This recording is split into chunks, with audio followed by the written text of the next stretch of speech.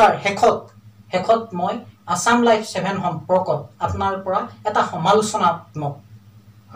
প্ৰশংসা কৰা বহুত ওলাব বেয়া পোৱা বহুত ওলাব এটা সমালোচনাত্মক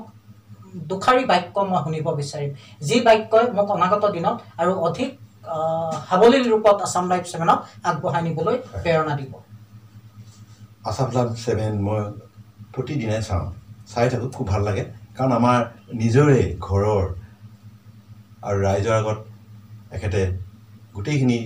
দেশৰ কথা জনাই দিছে খুব ভাল লাগে আমি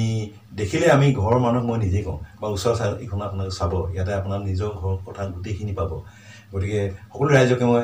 আহ্বান জনালোঁ যাতে আপোনালোকে নেৰিব চাই থাকক